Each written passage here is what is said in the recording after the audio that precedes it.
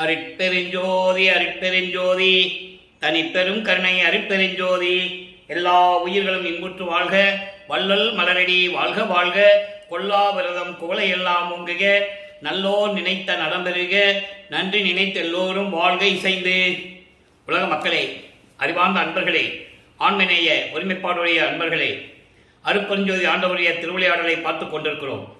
அருட்பெருஞ்சோதி ஆண்டவருடைய திருவிளையாடல் எப்படியெல்லாம் நடந்தது என்பதை நமது பிள்ளை பெருமானவர்கள் அருளிய திருவெட்பாவிலே இருந்து ஒவ்வொரு பதிகத்திலிருந்தும் ஒவ்வொரு பாடலின் மூலமாக நாம் பார்த்து கொண்டிருக்கிறோம்.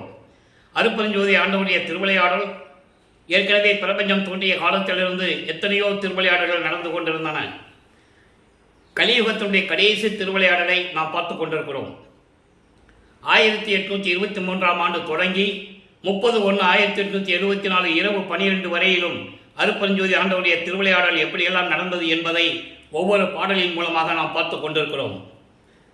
பிரபஞ்சம் தோன்றிய காலத்திலிருந்தே சமயங்களும் மதங்களும் மார்க்கங்களும் இந்த 4 யுகங்களிலுமே தோன்றி, சமயங்களும் தோன்றி, மதங்களும் தோன்றி, மார்க்கங்களும் தோன்றி, அதற்கு ஏற்றபடி அவர்களுடைய தலைவர்களை எல்லாம் உருவமாக்கி ஆலயங்களை அமைத்து வழிபாட்டு முறைகளை அமைத்து வழிபட செய்து விட்டார்கள். இந்த சமயங்களும் மதங்களும் மார்க்கங்களும் நிலைகள் மாறும்போது உலக மக்களுக்கென்று ஒரு ஆன்மீக மார்க்கம் தேவை, கடவுள் மார்க்கம் தேவை. எந்த விதமான குறுக்கீடுகள் இல்லாமல், சங்கற்ப விகற்பங்கள் இல்லாமல் சமரசமான ஒரு மார்க்கம் தேவை என்பதற்காக சுத்த சன்மார்க்கத்தை நிறுவி அதை தன் மகன் கையில் ஒப்படைப்பதற்காக தனது செல்வ பிள்ளையை, தனது ஒரே மகனை ஒரு தாயின் வழியாக இந்த மண்ணிலைக்கே வருவிக்க செய்தார் அருட்பெருஞ்சோதி ஆண்டவர். 1823ஆம் ஆண்டு தொடங்கி 30/1/1874 இரவு 12 வரையிலும் 51 ஆண்டுகள் 51 ஆண்டுகள் எப்படியெல்லாம் அருட்பெருஞ்சாண்டவர் திருவிளையாடல் செய்தார் என்பதையும், தன் மகனை இந்த மண்ணுக்கு வருவிக்க செய்து ஒரு மறைப்பு நிலையை கொடுத்து சமயங்களிலும் மதங்களிலும் மார்க்கங்களிலும் ஈடுபட செய்து, அதன் பிறகு இதெல்லாம் தேவையில்லை என்று மக்களிடம் சொல்ல வைத்து சுத்த சன்மார்க்கத்தை கொடுத்து உலக மக்கள் எல்லாம் சுத்த சன்மார்க்கத்தில் சேர்த்து உலக மக்கள் இன்பமாக வாழ வேண்டும் என்பதற்காகவே வல்லற்பெருமானவர்கள் இந்த மண்வெளிக்கை வருவிக்க உற்றார். அதற்கான ஆதாரங்கள் திருவெட்பாவிலே இருக்கின்றன. அகத்தை கருத்து புறத்தை வெளுத்திருந்த உலக அனைவரையும் சகத்தை திருத்தி சன்மார்க்கத்தை அடைத்திட அவரும் பரத்தை பெற்று மகிழ்ந்திடுவதற்கென்றே என்னை முகத்தை இறைவன் வருவிக்க உற்றேன், அருளை பெற்றேனே என்று கூறுகிறார். அதோடு மட்டுமல்ல, அகவழியிலே கூறுகிறார், ஆன்ற சன்மார்க்கம் அணிவர என்னைத்தான் ஈன்று அமுதளித்த இனிய நற்றாயே என்று சொல்லுகிறார்.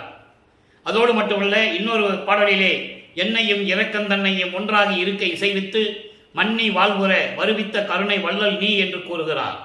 ஆக இதன் மூலமாக அருட்பெருஞ்சோதியுடைய திருவிளையாடல் எப்படி தொடங்குகிறது என்பதை இப்போது நாம் பார்க்க போகிறோம். வல்லற்பெருமான் அவர்கள் வருவிக்க உற்று 9 ஆண்டுகள் வரையிலும் தான் யார் என்ற தெரியாத நிலையில் இருந்து கொண்டிருக்கிறார்கள். அதன் பிறகு நமது பிள்ளை பெருமான் அவர்கள் 9வது ஆண்டு தொடங்கும் போது அருட்பெருஞ்சோதி ஆண்டவர் ஆட்கொண்டு, மகனே நீ என்னால் வருவிக்க உற்றவன், நீ என் மகன் என்ற நிலையை மட்டும் கூறிவிட்டு மறைந்து விடுகிறார். முன்பருவம் பின்பருவம் காட்டி அருள் செய்வேன் என்று கூறி மறைந்து விடுகிறார். அந்த நிகழ்வை பின்னாளில் 6ஆம் திருமுறையிலே ஒரு பாடலில் நாம் கூறியதை நாம் பார்த்து விட்டோம்.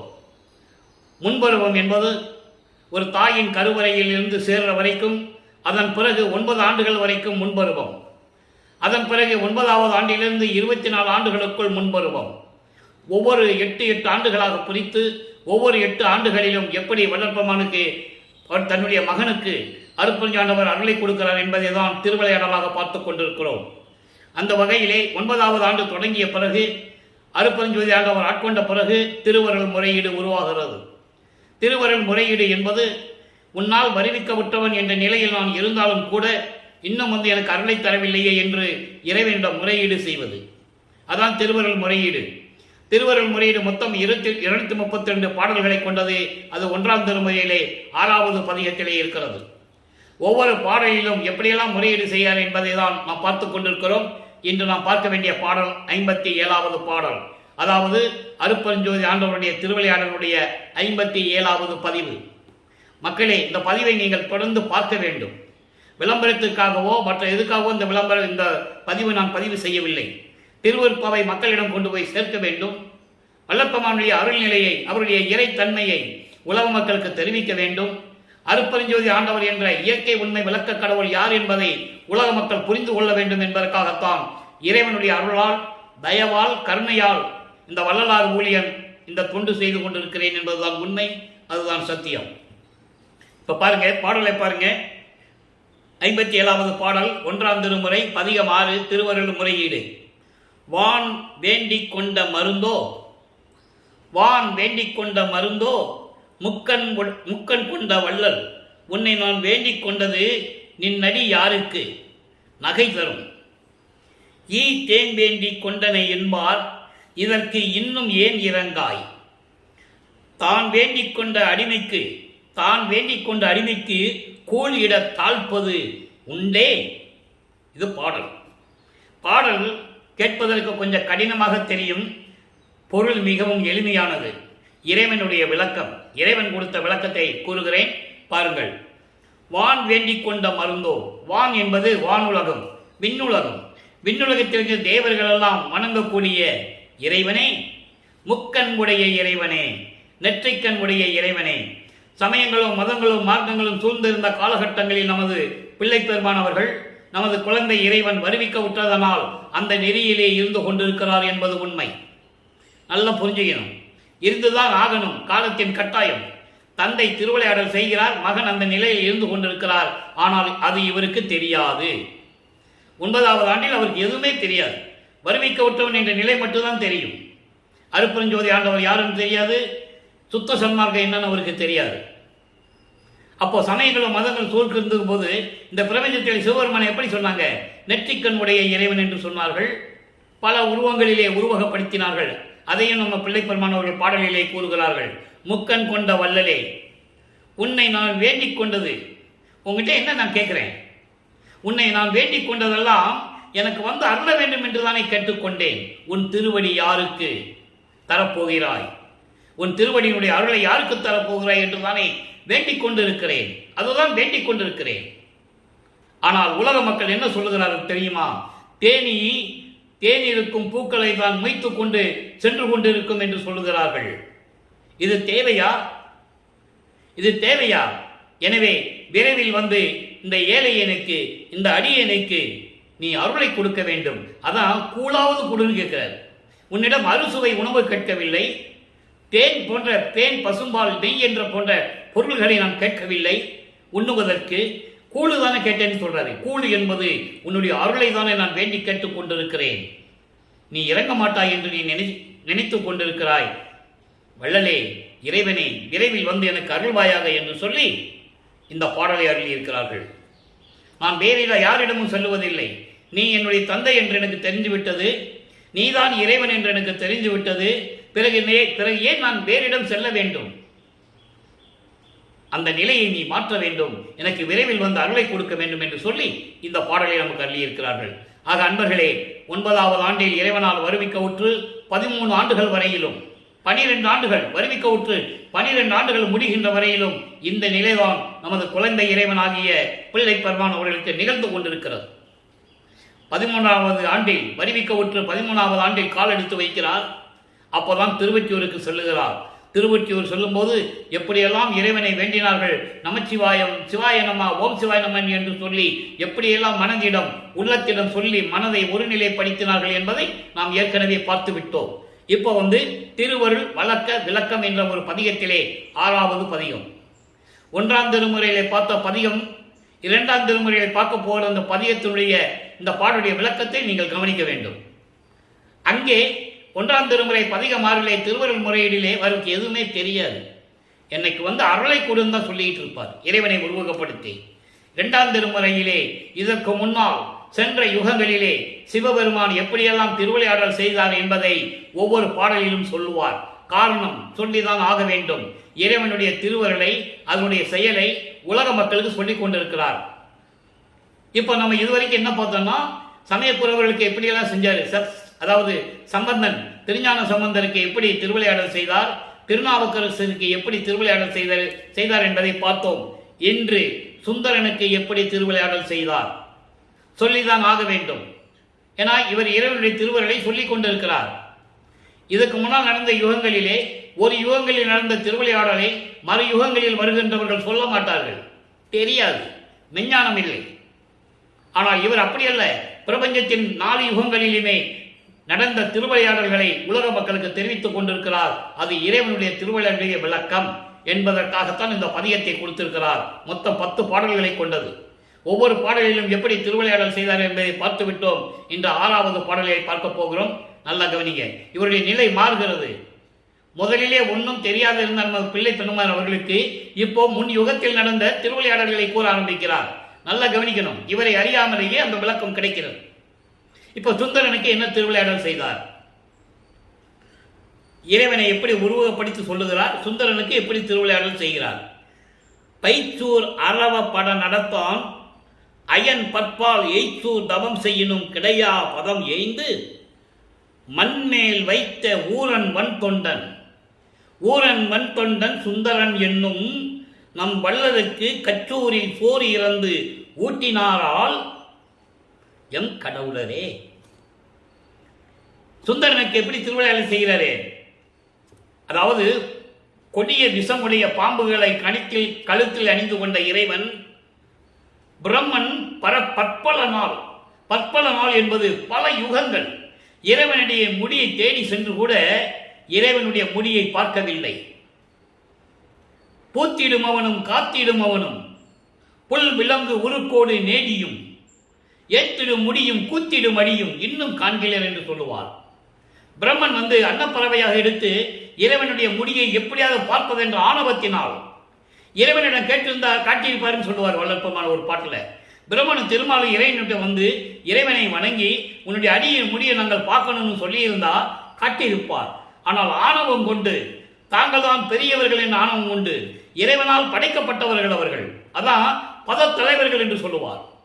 இறைவனால் படைக்கப்பட்ட பிரம்மனும் திருமாலும் ஆணவம் கொண்டு எப்படியாவது இறைவனுடைய அடியை முடியை பார்த்து விட வேண்டும் என்ற ஒரு ஆணவத்தினில் சென்றதனால் முடியும் அடியும் பார்க்க முடியவில்லை என்று ஒரு பாடலிலே கூறுவார். ஆக அப்படிப்பட்ட பிரம்மன் பல யுகங்களிலே தேடி சென்றும் இறைவனுடைய திருமொழியை பார்க்கவில்லை. அப்படிப்பட்ட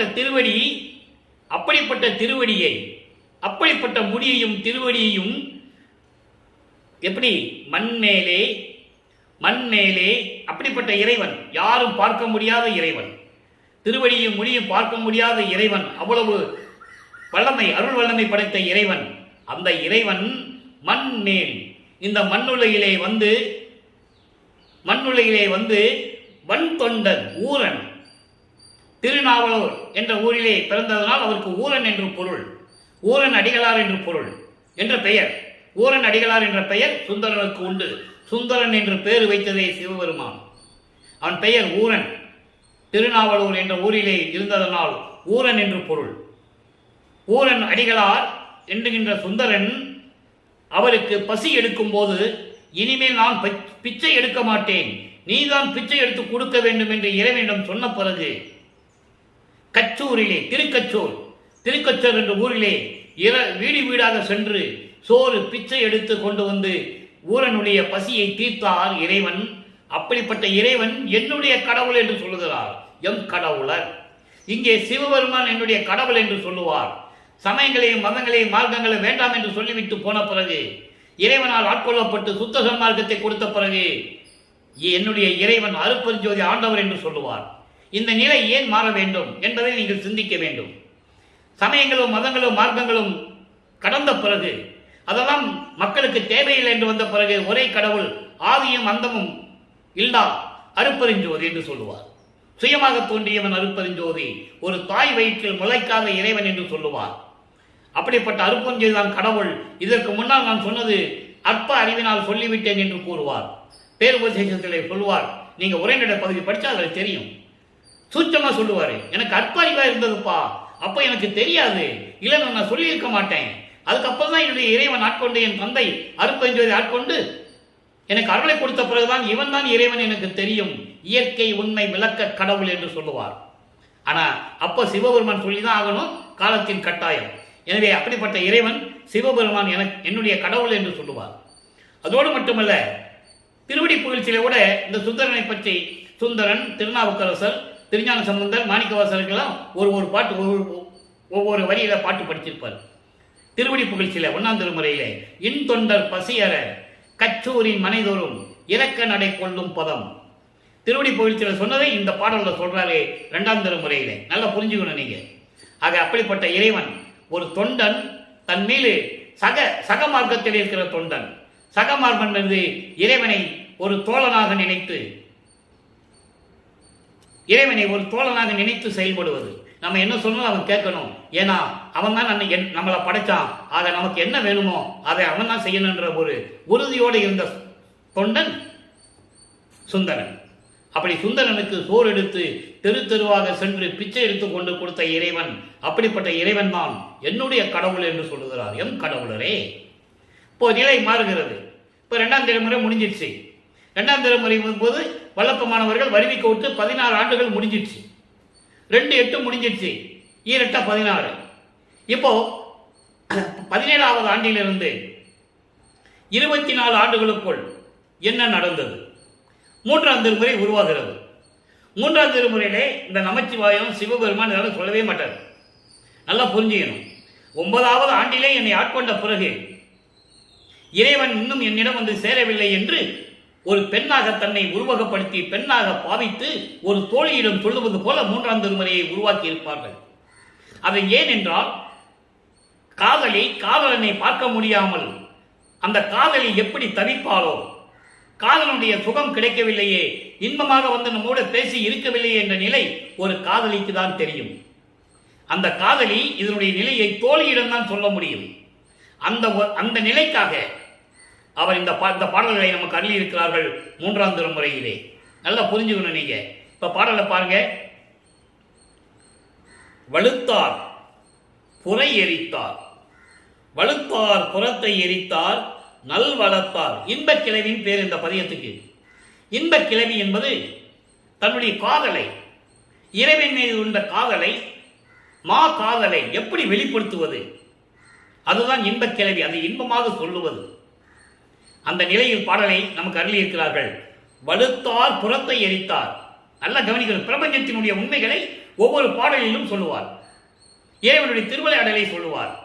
இதெல்லாம் சொல்லிவிட்டு தான் சொல்லுவார். அப்படிப்பட்ட இறைவன் அருட்பெருஞ்சோதி ஆண்டவர் வந்து எனக்கு திருவிளையாடல் எப்படி செய்தார் என்று சொல்லுவார். இதுதான் கான்செப்ட். நல்லா புரிஞ்சுக்கணும். 51 வருடம் நடக்கின்ற திருவிளையாடலுடைய கான்செப்டே தான். சமயங்களும் முதலும் மார்க்கங்களும் இனி தேவையில்லை உலக மக்களுக்கு என்று சொல்லுவார். இப்போ வலுத்தார் புறத்தை எரித்தார், நல் வளர்த்தார், நடன மலர் அடியார், செலுத்தார் மார்பர், திருவொற்றி திகழும் தியாகராஜ பெருமான். தியாக பெருமானார். திருவொற்றியில் இருக்கின்ற தியாக பெருமான் எப்படிப்பட்டவர்னா எதிரிகளுடைய முப்புறத்தை எரித்தவர். முப்புறம் என்பது பொன்கோட்டை, வெள்ளிக்கோட்டை, இரும்பு கோட்டை. தாரகாசுரன் என்ற ஒரு அரக்கனுடைய பிள்ளைகள் வித்துன்மாலி, தாரச்சன், கமலாச்சன், இந்த 3 பேர். இந்த 3 பேரும் வரத்தை வாங்கி கொண்டு மக்களையும் தேவர்களையெல்லாம் துன்புறுத்திக் கொண்டு மண்ணுலகத்தையும் விண்ணுலகத்தையும் ஆள வேண்டும் என்ற காரணத்தினால் மக்களையும் தேவர்களையும் துன்புறுத்திக் கொண்டிருந்தார்கள். அந்த கோட்டையை யாராலே அடிக்க முடியாது. அப்போ சிவபெருமானிடம் முறையிடுகிறார்கள். இப்படியெல்லாம் வந்து துன்புறுத்துகிறார்கள். முறையிடும் போது சிவபெருமான் புன்னகை செய்து இருக்கிறார். ஆயுதங்களை கொண்டோ மற்றவர்களை கொண்டோ அந்த முப்புறத்தையும் எரிக்கவில்லை. தன்னுடைய புன்னகையானால் முப்புறத்தை எரிக்கிறார். முப்புறம் என்பது பொன்கோட்டை, வெள்ளிக்கோட்டை, இரும்பு கோட்டை. பொன்கோட்டையை கட்டி கொண்டிருப்பவன் வித்துன்மாலி, வெள்ளைக்கோட்டையை கட்டிக் கொண்டிருந்தவன் தாரவிச்சன், கமலாச்சன் இரும்பு கோட்டையை கட்டி கொண்டிருந்தவன். எதிரிகளுடைய எதிரிகளை அழித்து சாம்பலாக்கியவர், நல்ல அருள்பலம் கொண்டவர், கூத்தாடும் திருவடிகளை உடையவர். அதன் நடன மலர் அடி என்று சொல்லுகிறார். அருள் நடனம் செய்து கொண்டிருக்கின்ற திருவடியை உடையவர், அழகான மார்பகங்களை உடையவர், அழகான மார்பை உடையவர் திருவொற்றியில் இருக்கின்ற தியாகராஜ பெருமான். இறைவனை உருவகப்படுத்தி அப்படியெல்லாம் சொல்லுகிறார். இப்போ அடுத்த வரியில பாருங்க. கழுத்தார் விடத்தார்.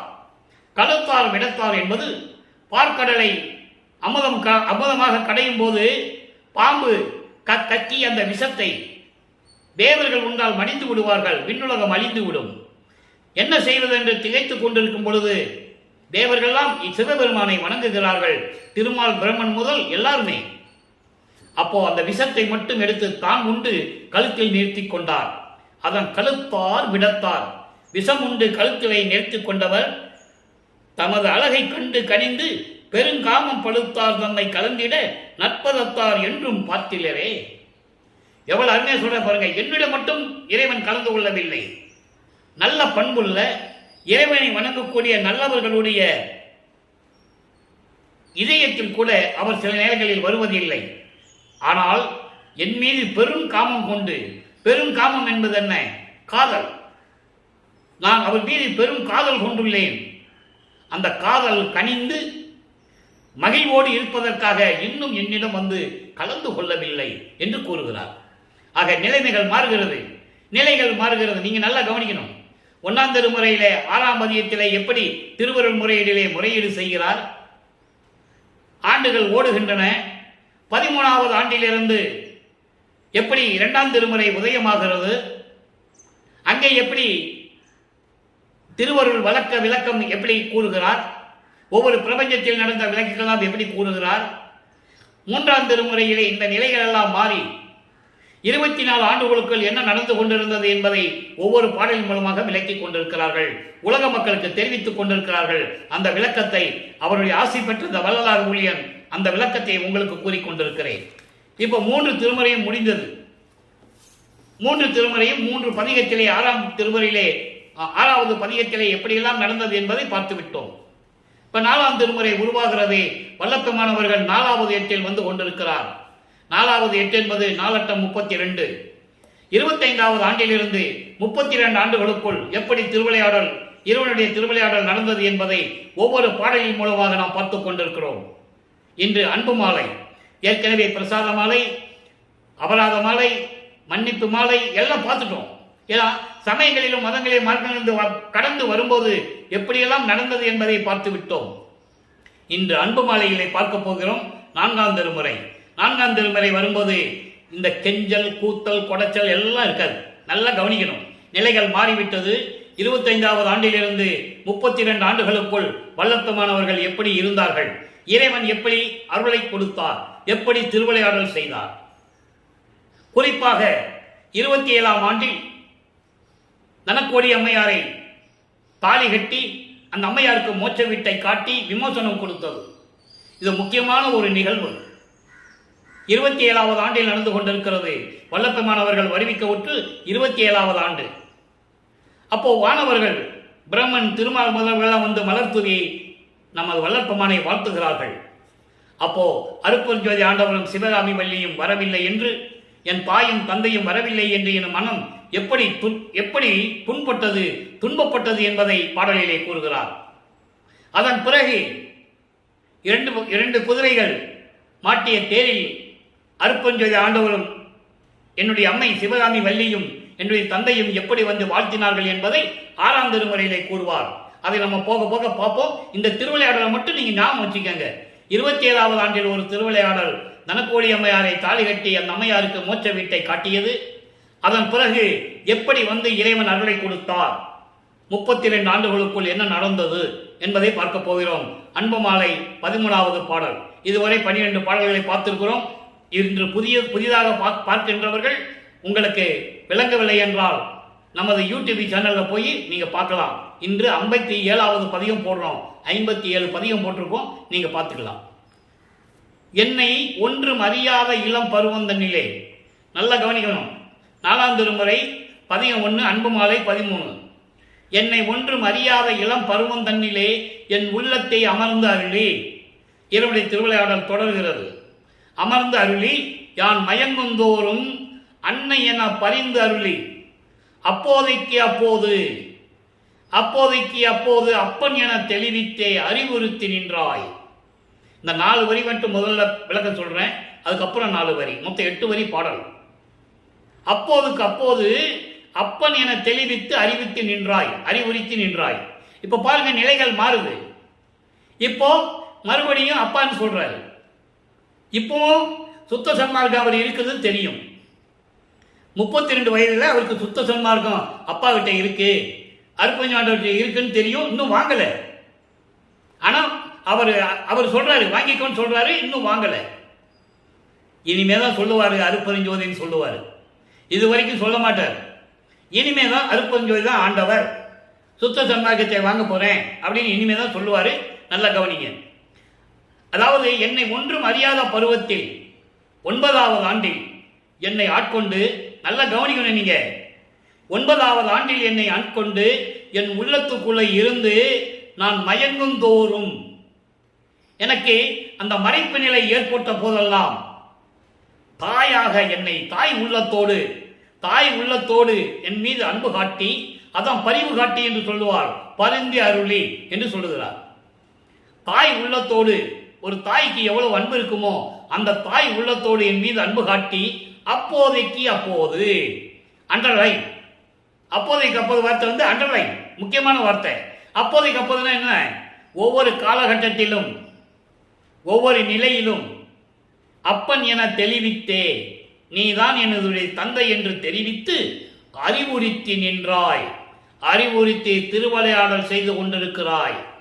நின்றாய்ன்னு என்ன அர்த்தம்? திருவிளையாடல் செய்து கொண்டிருக்கிறாய்.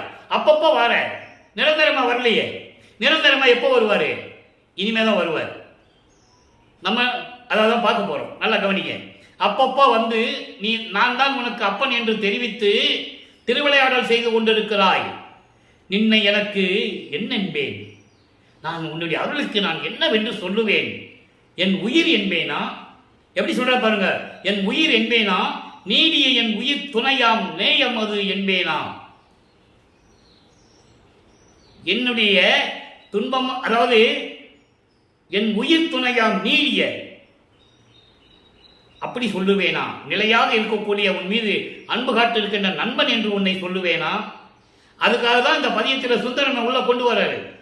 சுந்தரனுக்கு மட்டும் சிவபெருமான் கடவுள் அல்ல, இறைவன் அல்ல, நண்பன் அல்ல, சக தோழன் அல்ல, எனக்கும் கூட நண்பன், உயிர் தோழன் என்று சொல்லுகிறார். அதான் இங்க புரிஞ்சுக்கணும். உலக மக்கள்கிட்ட சொல்றாரு. இது வரைக்கும் யாரும் சொல்லல. 202 வருஷம் ஆகுது வல்லப்பமானங்கள் வருவிக்க விட்டு. 151 வருடங்கள் ஆகுது இறைவனாகி. யார் சொன்னது மக்கள்கிட்ட? அதை யார் சொல்ல மாட்டாங்கன்னு சொல்லிதான் திருவருட்பாவை அருளி இந்த வள்ளலார் ஊழியனுக்கு விளக்கம் கொடுத்து உங்களிடம் சொல்லிக் கொண்டிருக்கிறேன். அதுதான் உண்மை. அப்போ இறைவனும் எப்படிப்பட்ட இறைவன் என்று இங்கே குறிப்பிடுகிறார். அப்பப்போ எனக்கு அப்பானும் தெரிவித்து திருவிளையாடல் செய்து கொண்டு நின்று கொண்டிருக்கிறாய். இன்னும் என்கிட்ட வந்து நிரந்தரமா வரல. நல்லா புரிஞ்சுக்கணும் நீங்க. நீடிய என் உயிர் துணையாம். நீடிய என்பது நிலையாக இருக்கின்ற உயிர் துணையாக இருக்கின்ற எனது நண்பன் என்று சொல்வேனா? இன்னல் அறுத்து அருள்கின்ற என் குரு என்பேனா? இன்னல் அறுத்து, இன்னல் என்ன? துன்பம். அவருக்கு ஏது துன்பம்? அவருடைய துன்பம் எல்லாம் சமயங்களிலும் மதங்களிலும் மார்க்கங்களிலும் இறைவன் இருக்க செய்தானே, அதை நினைத்து துன்பம் என்று சொல்லுகிறார். நல்லா புரிஞ்சுக்கணும் நீங்க. அதை நினைத்துதான் துன்பம் என்று சொல்லுகிறார். துன்பங்களும் துயரங்களும் மாயைகளும் மயக்கங்களும் அவலங்கள் அவமானங்கள் எல்லாத்தையும் நான் சந்திச்சிருக்கேன்னு சொல்லுவார். அப்படிப்பட்ட நிலைகளை எல்லாம் நீக்கி அருள்கின்ற என் குரு என்று உன்னை சொல்லுவேனா? எல்லாருக்கும் குரு உண்டு. வல்லப்பமானுக்கு யாரும் குரு கிடையாது. நல்லா புரிஞ்சுக்கணும் நீங்க. இறைவன் தான், அவங்க அப்பா தான் இருக்கு குரு. எல்லாமே குரு, நண்பன், தெய்வம் எல்லாமே அவர் தான். என்ன என்பேன்? எப்படி சொல்லுவேன்? என்னுடைய இன்பம் அது என்பேனா? உன்னை பற்றி நினைக்கும் போது இது பேரின்பமான நிலை என்று நான் சொல்லுவேனா என்று சொல்லுகிறார். ஆக இங்கே இறைவன் வந்து அருளியது, 9வது ஆண்டிலே ஆட்கொண்டது, அதன் பிறகு அப்பா என்று சொல்லி அடிக்கடி வந்து எனக்கு அருளியது எல்லாம் சொல்றார். ஆக 4 திருமறைகள் முடிவடைந்து விட்டது. 24வது ஆண்டிலிருந்து 32 ஆண்டுகளுக்குள் எப்படியெல்லாம் நடந்தது என்பதை ஒவ்வொரு பதியமாக ஒவ்வொரு பதியத்திலிருந்தும் பாடலின் மூலமாக, கற்பனையாக அல்ல, கதை அல்ல, வல்லப்பமானுடைய திருவிற்ப பாடல்களிலிருந்து இறைவனுடைய திருவிளையாடலை உங்களுக்கு கூறிக்கொண்டிருக்கிறேன். இப்படிதான் திருவிளையாடல் நடந்தது. ஆக 33வது ஆண்டு தொடங்குகிறது. சென்னையை விட்டு வெளியேற வேண்டும். நல்லா கவனிச்சுக்கணும். அவர் எங்க போனாலும் நடந்து போகணும் அவசியம் இல்லை. அங்கே சென்னையிலே எல்லா ஏம சித்தியும் வாங்கிட்டார். ஏம சித்தி, தத்துவ சித்தி எல்லாம் வாங்கியாச்சு. என்ன பாக்கி இருக்கு? தத்துவங்களை கடக்கணும். தத்துவங்களை கடக்கணும்னா சுத்த சன்மார்க்கத்தை வாங்கணும். அந்தங்களை கடக்கணும். சரிய கிரிய யோகம் 12 நிலைகளை ஏற்கனவே கடந்தாச்சு. இன்னும் 13வது நிலைக்கு போகணும். ஞானசரீரை போகணும். அதான் 13வது நிலை, அதான் மரணமில்லா பெருவாழ்வு. இந்த நிலைகளெல்லாம் போகணும். அப்போ சுத்த சன்மார்க்கத்தை வாங்கணும், சென்னையை விட்டு வெளியேறணும். போதும், சென்னையில் இருந்தது. அப்போ சுத்த சன்மார்க்கம் வாங்குகிறார். அது வரைக்கும் சுத்த சன்மார்க்கம் 4ஆம் திருமுறை வரும்போது தனக்கோடி அம்மையாருக்கு தாலி கட்டி விமர்சனம் கொடுத்த பிறகு சுத்த சன்மார்க்கத்தை காட்டுகிறார். அதான் சொல்வார் அகவல்ல, ஏறா நிலைமை என்னை ஏற்றி ஆறாறு காட்டிய அருப்பெருஞ்சோதி என்பார். ஏறாத நிலைமை ஏற்றி ஆறாறு காட்டிய அருப்பெருஞ்சோதி, அதுக்கப்புறம் கடத்திய அருப்பெருஞ்சோதி என்று சொல்லுவார். அதை நீங்க புரிஞ்சுக்கணும். ஏறா நடுநிலை என்றனைதான் ஈண்டே ஆறாறு கடத்திய அருப்பெருஞ்சோதி என்று சொல்லுவார். ஆக காட்டிய அருப்பெருஞ்சோதி என்பது 24 ஆண்டுகளுக்குள் நடந்தது அங்கு சொல்றார். அப்புறம் கடத்திய அருப்பெருஞ்சோதின்னு சொல்லும்போது சுத்த சன்மார்க்கத்தை பெற்ற பிறகு சொல்றார் என்பதுதான் இறைவனுடைய திருவிளையாடல் என்பதை இங்கே நான் பதிவு செய்ய கடமைப்பட்டிருக்கிறேன். அப்போ 4ஆம் திருமுறை முடிஞ்சிருச்சு, சுத்த சன்மார்க்கத்தை வாங்கியாச்சு. சென்னையை விட்டு கிளம்பி எங்க போயிட்டாரு? அண்டங்களுக்கு போயிட்டாரு. தத்துவங்களை கடந்து போயிட்டு இருக்காரு. தத்துவங்களை தனித்தனியாக கடந்தேன், தத்துவாதீத நிலையில் சித்தியல் முழுதும் தெரிந்தேன், அவை மேல் சிவநிலை தெரிந்திட சென்றேன். அங்க போயிட்டு இருக்காரு. அங்க போய் தான் சாகா கலியை கத்துக்கணும். அதையும் பாடல்ல சொன்னதை நம்ம பார்த்தாச்சு. மெய்யருள் வியப்பில் எப்படி சொன்னாருன்றதை நான் ஏற்கனவே விளக்கம் கொடுத்துருக்கேன். பார்க்காதவங்க நீங்க அந்த பதிவை பார்த்துக்கலாம். இப்போ பாருங்க, 6ஆம் திருமுறையிலே திருக்கதவம் திறத்தல், சுத்த சன்மார்க்கத்தை வாங்கியாச்சு, அங்க போயாச்சு. அங்க போய் சொல்ற, உன் உள்ளத்துல என்ன நினைச்சிருக்கேன்னு எனக்கு தெரியல, என்னை பத்தி என்ன நினைச்சிருக்க, எப்படி அருளை கொடுக்க போறேன்னு எனக்கு தெரியல, உண்மையை உள்ளபடி உன் உள்ளத்தை திறந்து சொல்ல வேண்டும். அதான் திருக்கதவம் திறத்தல். அவர் சொல்றாரு. பாட்டு 9வது பாடல் 6ஆம் திருமுறை பதியம் 18. நல்ல பாருங்க, கலை உரைத்த கற்பனையை நிலை என கொண்டாடும், கலை உரைத்த கற்பனையே நிலை என கொண்டாடும், கண்மூடி வழக்கமெல்லாம் மண்மூடி போக, கண்மூடி வழக்கமெல்லாம் மண்மூடி போக. கலை உரைத்த என்றால் வேதங்களும் ஆகமங்களும் போன்ற நூல்கள், புராணங்கள், காவியங்கள், இவைகள் எல்லாம் கற்பனையான ஒரு நிலை என்ற நிலையை கொண்டாடும் இந்த கண்மூடி பழக்கம் மண்மூடி போக வேண்டும். இனிமே அதை நம்பக்கூடாது. தெளிவா சொல்ற, கலை உரைத்த கற்பனையே நிலை என கொண்டாடும், அதுதான் நிரந்தரமானது, அதான் அழிவில்லாமல் இருக்கிறது என்ற அந்த நிலையை, கண்மூடி பழக்கத்தை, அந்த அறியாமையை, கண்மூடி பழக்கம் என்பது அறியாமை. எதுவும் தெரியாம கண்மூடிட்டு போனா என்ன ஆகும்? பள்ளத்துல தான் விழுகணும், இல்லைன்னா சாக்கடையில் விழுகணும். என்ன ஆகும்? இதான் ஆகும். இந்த நிலைகள் எல்லாம் மண்மூடி போக வேண்டும், அழிந்து போக. மலை அளவு சன்மார்க்கம் ஒன்றே நிலை பெற மெய் உலகம் வாழ்ந்து ஓங்க கருதி அருள் வழங்கினை. நல்லா கவனிக்கணும். இப்படியெல்லாம் அழிய வேண்டும் என்பதற்காகத்தான் வேதங்களும் ஆகமங்களும் சமயங்களும் மதங்களும் மார்க்கங்களும் சொல்லப்பட்ட நெறிகள் எல்லாம் மக்களுக்கு தேவையில்லை. அறியாமையில் கண்மூடி பழக்கம் அது. அதெல்லாம் மண்மூடி போக வேண்டும் என்பதற்காகத்தான் மாயைகளும் மயக்கங்களும் இல்லாத இறை நிலையில் இருக்கின்ற சமரசமான நிலையான சுத்த சன்மார்க்க நிலையை ஒன்றே நிலைவர செய்ய விளங்க வைக்க வேண்டும் என்பதற்காகவே என்னை இந்த மண்வளைக்க வருவிக்க உற்று அருளை கொடுத்தாய். அதான் சொல்றாரு அகவல்ல, ஆண்ட சன்மார்க்க மணிவர என்னைத்தான் இன்று அமுதளித்த இனிய நற்றாயே. இதான் விளக்கம் இருக்கு. ஆக சுத்த சன்மார்க்கம் தான் மக்களுக்கு தேவை என்பதை இங்கே வலியுறுத்துகிறார். அப்படிப்பட்ட நெறியை எனக்கு அருள் வழங்கினை எந்தனக்கே, எனக்கு மட்டும்தான். இந்த பிரபஞ்சத்தில் 4 யுகங்களிலும் யாருக்கும் சுத்த சன்மார்க்கத்தை பற்றியே தெரியாது. சுத்த சன்மார்க்கத்தை பற்றியே தெரியாது. அங்கதான் எல்லாமே இருக்கு. உயிர் இறக்கம், ஜீவகாரணிய ஒழுக்கம், இந்திரிய ஒழுக்கம், கர்ண ஒழுக்கம், ஆன்ம ஒழுக்கம், ஜீவ ஒழுக்கம், எல்லா ஒழுக்கங்களும் இந்திரியங்களும் உலக மக்களுக்கு தேவையான அத்தனை உணவு பழக்க வழக்கங்களும் எல்லாமே திருவருட்பாவில் தான் இருக்கு. வேற எதுலையும் கிடையாது. நீங்க எந்த நூல்களை எடுத்து பார்த்தாலும் சரி, இந்த விளக்கமே இருக்காது. உயிர் இறக்கம் இருக்காது, ஜீவகாரணிய ஒழுக்கம் இருக்காது, இந்த ஒழுக்கங்கள்லாம் இருக்காது. பசியை தீர்க்க வேண்டும் என்று எதிலையும் விளக்கம் இருக்காது. உலகிலே நீங்கள் நடையிலே பார்க்கலாம். இந்த பிரபஞ்சம் தோன்றிய காலத்திலிருந்தே கொலையும் புலையும் தவிர்த்தவர்கள் தான் இந்த ஆலயத்துக்குள் வர வேண்டும் என்று யாரும் சொன்னதில்லை. திருவருட்பாவிலே வல்லப்பம்மன் ஒருத்தர் தான் கூறுகிறார் என்பதை நீங்கள் புரிந்து கொள்ள வேண்டும். எத்தனையோ மடாதிபதிகள், சங்கராச்சாரியர்கள், எத்தனையோ ஆதீனங்கள் எவ்வளவோ தோன்றினார்கள், இல்லை என்று சொல்ல முடியாது. ஆன்மீக பொறுப்பை எல்லாம் ஏற்றுக்கொண்டு பரப்பினார்கள். ஆனால் யாருமே கொலையும் புலையும் தவிர்த்தவர்கள் தான் என்னை வந்து பார்க்க வேண்டும், கொலையும் புலையும் தவிர்த்தவர்கள் தான் இந்த ஆலயத்துக்குள் வர வேண்டும் என்று யாருமே சொன்னதில்லை. ஆனால் இறைவன் வல்லப்பமன் ஒருவர் தான் சத்திய ஞானசையை நிறுவி எங்கே இருந்தாலும் சரி, சித்து விளையாடத்திலும் சரி, கொலையும் புலையும் தவிர்த்தவர்கள் தான் உள்ளே வர வேண்டும் என்று தீபத்து முன்னால் அறிவிப்பு செய்தார். நீங்க கரும்பலிக்கு போனாலும் சரி, மருதூர் போனாலும் சரி, சித்தி வளாகம் போனாலும் சரி, சத்தியஞான சபை போனாலும் சரி, இந்த விளக்கம் அறிவிப்பு பலகை இருக்கும். வேற எங்கே இருக்காது. அதை மக்களிடம் இன்னும் யாரும் விவரமாக சொல்லி சன்மார்க்கத்தை பரப்பவில்லை என்பதுதான் வேதனையான விஷயம். ஆக அப்படிப்பட்ட நிலை உருவாகும் போது இதை சொல்லுகிறார்.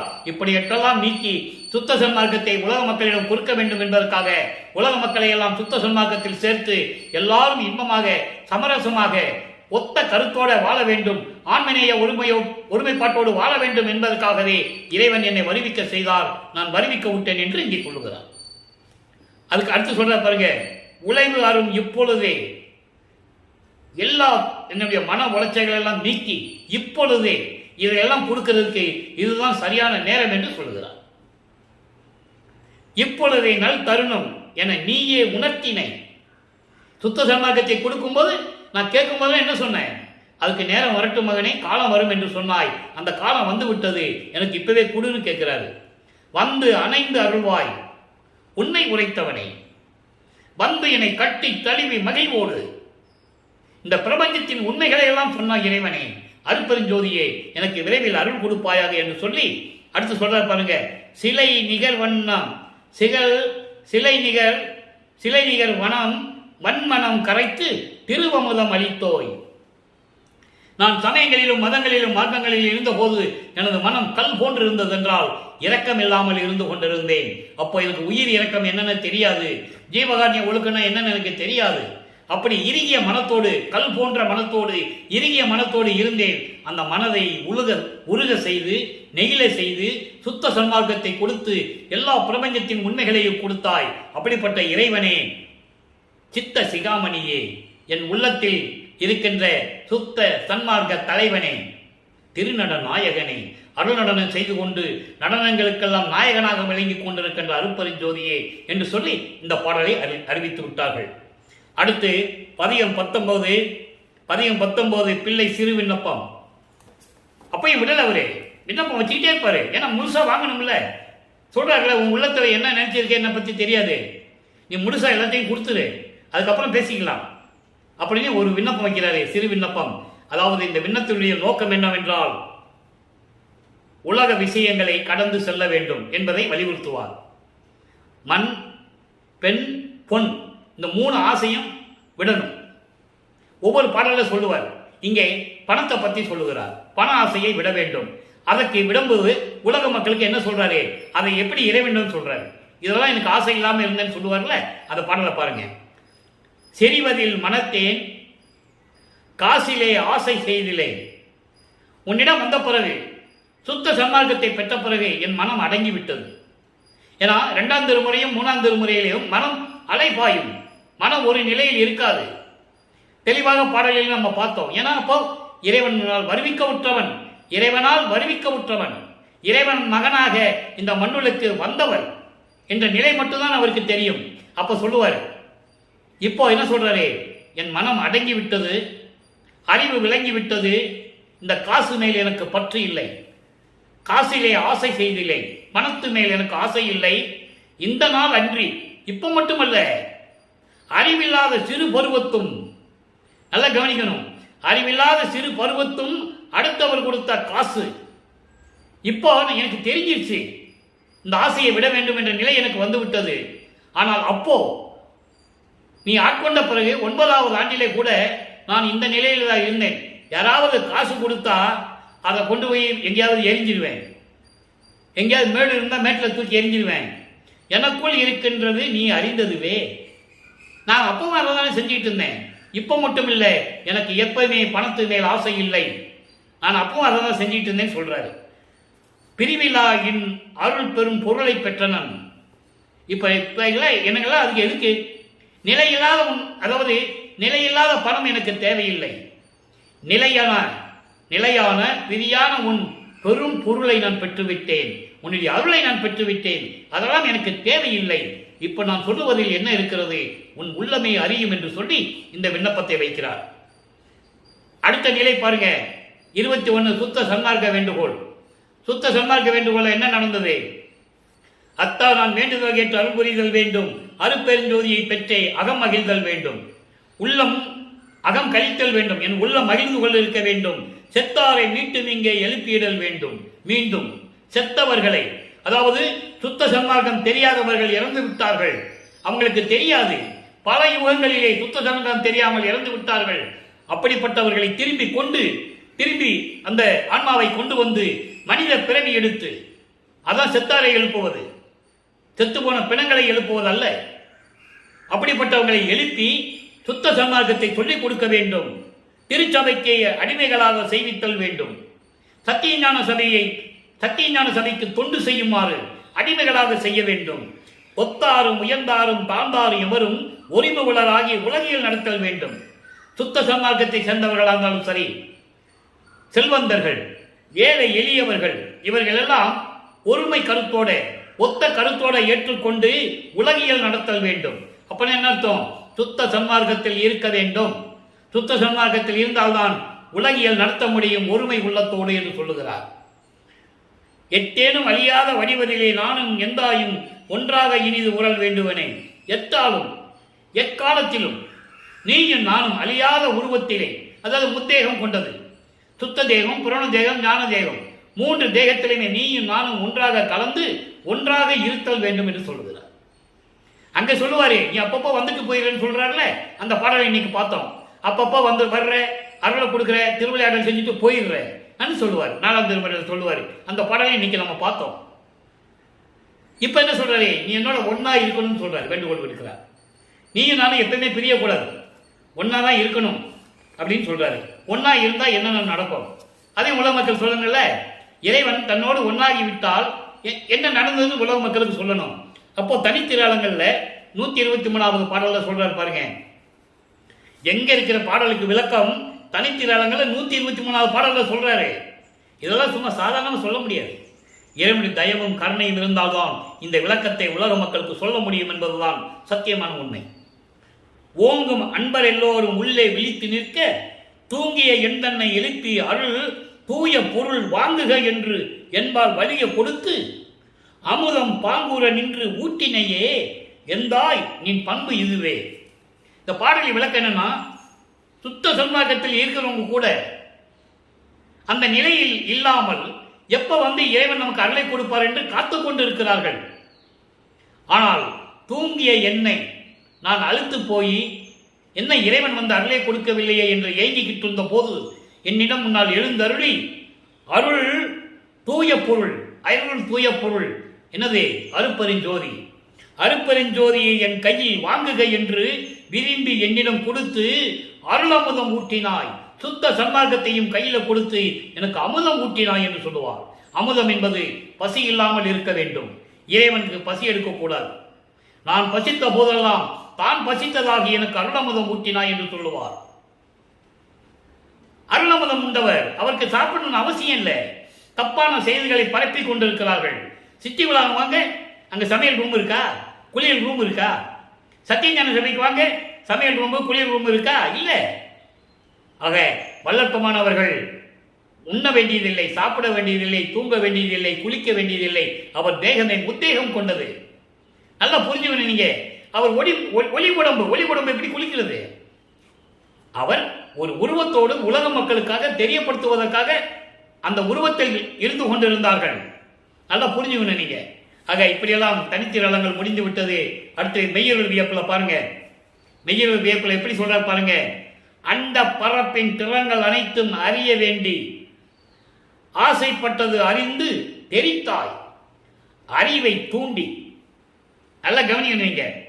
அப்போ அண்டங்களுடைய நிலையை தெரியணும்னு சொன்னதுனால என்னுடைய ஆசையை, நான் ஆசைப்பட்டதை நினைத்து, நான் ஆசைப்பட்டதை நீ அறிந்து என்னை அண்டங்களுக்கு அழைத்து சென்றாய்.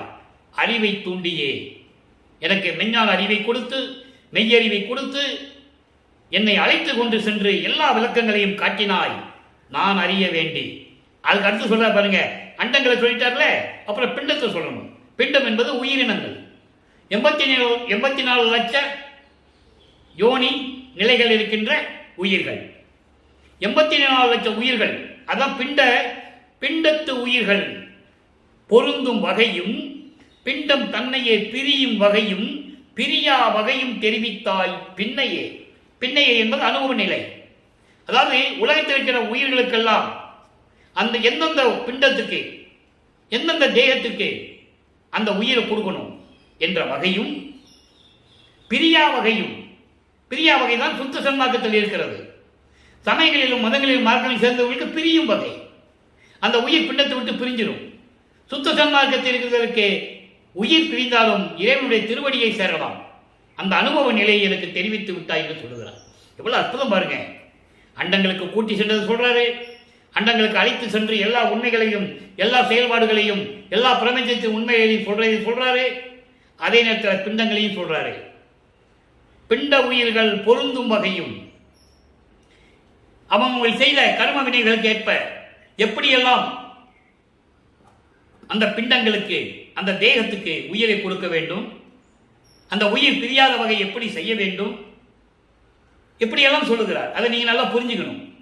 இன்னும் இதை பற்றி பேசணும்னா நம்ம நிறைய பேசலாம், நமக்கு நேரம் இல்லை. இந்த அண்டங்களையும் பிண்டங்களையும் பேசணும்னா 1 மாதம் பேசணும். இப்போ நம்ம இறைவனுடைய திருவிளையாடலை பார்த்துக்கிட்டு இருக்கோம். இதெல்லாம் முடித்த பிறகுதான் ஒவ்வொன்றா தனித்தனியாக நான் பதிவு செய்வேன் என்பதை உங்களுக்கு தெரிவித்துக் கொள்வதில் மகிழ்ச்சி அடைகிறேன். அடுத்து பதிகம் 119 ஜோதியில் ஜோதி. நல்லா கவனிக்கணும். எளிமையான பாடல், ஆனால் விளக்கம் பேர் விளக்கம். அதாவது நிறைய விளக்கங்கள் இருக்கிறது. பேர் உலகமெல்லாம் மதிக்க தன் பிள்ளை என்று என்னை பெயரிட்டு அழைத்து சொல்லிட்டாரா? இப்படிப்பட்ட வல்லற்பமானை எப்படியெல்லாம் பேசுகிறார்கள் என்பதை நீங்கள் புரிந்து கொள்ள வேண்டும். உங்கள் மனதில் இறுதியாக நீத்துக் கொள்ள வேண்டும். வல்லற்பமான் தான் இறைவன். அருட்பெருஞ்சோதியுடைய மகன் கடைசி தன் மகனுக்காக தன்னுடைய நிலையை விட்டுக் கொடுக்கிறார் தந்தை. அதான் உண்மை. அதனால்தான் அருட்பெருஞ்சோதியை மட்டும் வணங்கினா போதும்னு சொன்னார். இவரை வணங்கணும்னு அவர் சொல்லவே இல்லை. நல்லா புரிஞ்சுக்கணும் நீங்க.